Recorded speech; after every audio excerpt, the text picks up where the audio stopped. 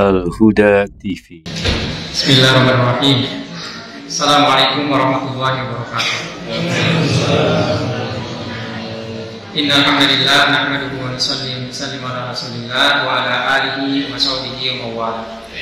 Allahumma salli wa sallim wa barik ala sayyidina Muhammadin wa ala alihi wa sahbihi wa sallam tasliman katsiran katsiran.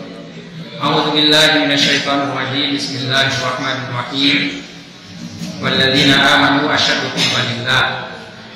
Wa qala ta'ala ba'da a'udzu billahi minasyaitonir rajim. Ya ayyuhalladzina amanu may yartadda minkum an dinihi fasawfa ya'tillahu biqaumin yuhibbuhum yuhibbuna azillatin 'alal mu'minin 'izzatin 'alal kafirin yujahiduna fi sabilillahi wa la yakhafuna lawmata laim. Dzalika fadlullahi yu'tihi man yasha'u wallahu wasi'un 'alim. Hadirin bapak-bapak dan ibu-ibu yang dimuliakan Allah Subhanahu wa taala, alhamdulillah kita sudah masuk ke 10 hari terakhir di bulan Ramadan ini. Mudah-mudahan semua amal ibadah kita diterima Allah Subhanahu wa taala. 10 hari terakhir konotasinya dari itikaf. Karena Nabi sallallahu alaihi wasallam beliau sendiri yang mencontohkan langsung itikaf di masjid di akhir-akhir daripada bulan Ramadan. Bahkan sebelum beliau diangkat menjadi nabi, beliau biasa tahanus. Tahanus itu uzlah. Uzlah itu artinya menyendiri. Di mana di gua? Di guanya. Jadi kalau dihitung umur, jatuhnya tak sama. Jatuhnya di bulan Ramadan. Bahkan beliau diriwayatkan kadang-kadang sampai 2 bulan berturut-turut beliau tahanus, mendekatkan diri kepada Allah Subhanahu wa taala. Di mana? Di gua. Hebatnya lagi, masya Allah, istri beliau yang setia membawakan makanan. Jadi beliau tidak pulang, tinggal di sana. Jika ada makanan, diantarkan sama istri beliau. Siti Khadijatul Kubra radhiyallahu anha. Sempurna kesalehan daripada siapa? Siti Khadijah. Mudah-mudahan istri kita salihah semua. Walaupun kita suaminya belum soleh ya, masya Allah.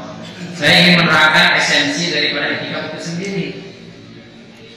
Jadi kalau bahasa kasar umumnya, kalian itu sudah dikasih waktu selama 11 bulan kesana kemari, mau amalan ini, mengejar ini, itu dan ini, hari-hari.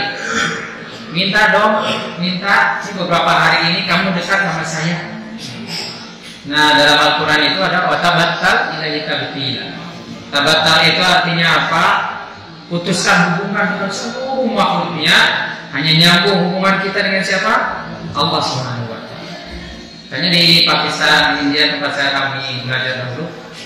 Bulan Ramadan di masjid itu banyak tirai. Jadi kapling-kapling. Ini kamar Pak Hendrawan, misalkan Hendrawan, terus Pak Ustaz Hafid, terus gitu ya. Dan mereka subhanallah nggak pulang rumah. Ya di sini ada, di situ sudah ada kumbek, sudah ada apa namanya, sajadah, Quran. Kalau makan gimana? Dianterin sama siapa? Sama istrinya. Orangnya rumahnya ada di tingkat ujiannya, tapi biasanya tahu balik lagi pagi. Sudah dapat daripada belakang sekali. Cuman kalau ingin lebih maksimal lagi, memang begitu yang dicontohkan oleh baginda Rasulullah Shallallahu Alaihi Wasallam. Bahkan ada istri itu yang buat seperti tenda di dalam masjid, kapling-kapling. Ini ruangan siapa? Kecuali satu pan yang dipakai sholat biasanya.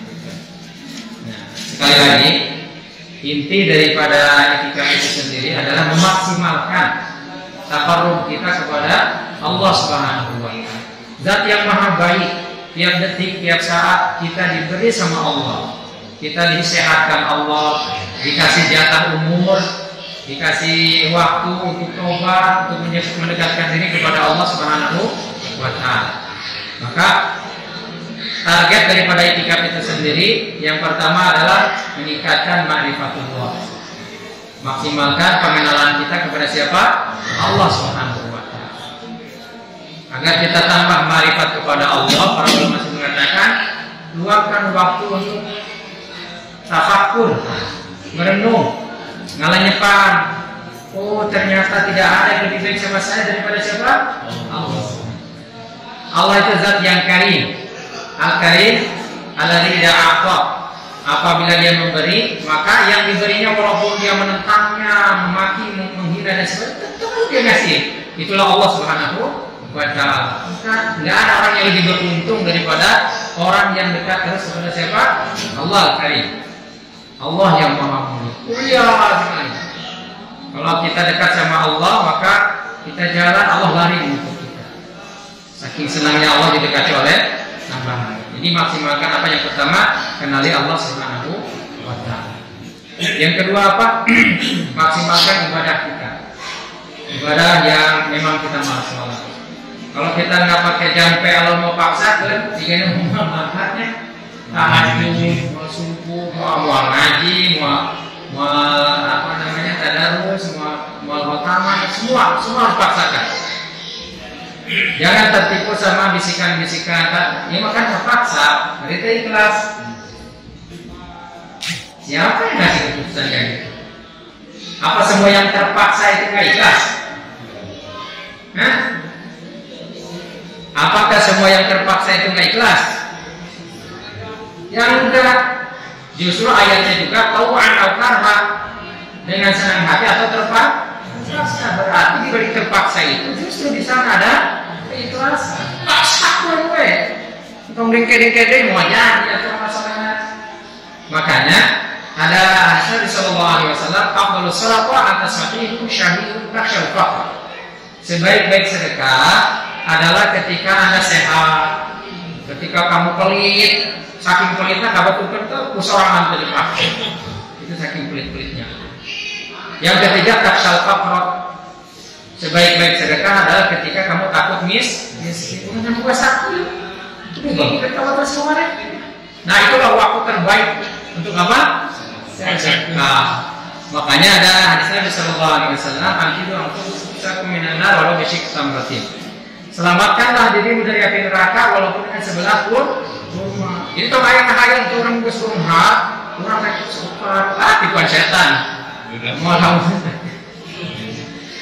Jadi maksimalkan apa yang kedua? Ibadah kita mahdoh, biar mahdoh. Bahkan ada riwayat Ibnu Abbas radhiyallahu anhu waktu itu sedang ketika adanya orang nangis, kenapa? Ada masalah apa? Ada masalah, ada keperluan, punya hutang atau apa gitu. Akhirnya Sayyidina Ibnu Abbas meninggalkan apa? Tempat itikaf. Nah, orang yang ditolong itu, kenapa Tuhan tinggalkan itikaf? Maka beliau katakan, aku sendiri mendengar penghuni kubur ini sambil menangis kalau salah. Menunaikan hajat orang yang memerlukan hajat, pahalanya lebih baik daripada itikaf 10 tahun. Masya Allah. Nah, mudah-mudahan kita makin maksimal lagi dalam apa? Ibadahnya, rukuknya, sujudnya, sholatnya dinikmati dengan hati, dengan konsentrasi batin, dengan syuh-syuhnya. Pokoknya nikmati aja. Ibadah kita harus dinikmati, jangan jadi beban. Dan yang ketiga apa? Maksimalkan kecintaan kita. Jangan-jangan hati kita ini dipenuhi hanya dengan kecintaan kepada makhluk, anak, istri, harta. Pokoknya makhluk-makhluk yang nggak mungkin menyelamatkan kita, sama-sama berhajat kepada siapa? Allah Subhanahu wa ta'ala. Jadi kasih ruang lah hati kita ini. Ada nggak spek yang masih kosong? Kosongkan itu hanya untuk mencintai Allah dan Rasul. Dan dunia mah dibuka-buka begitu itu aneh saja. Dulu sebelum kita dapat itu rasanya kesenangan itu, bahkan lebih gelisah mendekat. Maka mudah-mudahan Allah buka hati kita selebar-lebarnya agar bertambah kecintaan kita kepada siapa? Allah. Karena para ulama juga katakan kalau hanya dua katanya, arif kenal Allah, abid ibadah, syaitan tidak bisa. Tapi syaitan tidak punya yang ketiga, belum asyik, belum cinta kepada siapa? Nggak ada cinta sama Allah, nggak ada cinta kepada baginda Rasulullah SAW, maka disebut mereka orang-orang munafik. Nauzubillah min dzalik. Maka ayatnya tadi walladzina amanu asyaddu hubban lillah, dan orang-orang yang beriman sangat cinta kepada Allah. Allah itu punya cara sendiri bagaimana hambanya cinta kepada Allah. Mentok ke sini, putus asa kesimpulan. Nah, ada teguran dari siapa? Jangan ke dia, ke saya. dikasih mentok, dikasih ujung tanduk ini itu, biar hati kita putus asa dengan seluruh makhluknya, hanya berharap kepada siapa? Allah. Mudah-mudahan saya bisa ngamalkan, kita semua juga bisa ngamalkan. Amin ya Allah ya Rabbal alamin. Wassalamualaikum warahmatullahi wabarakatuh.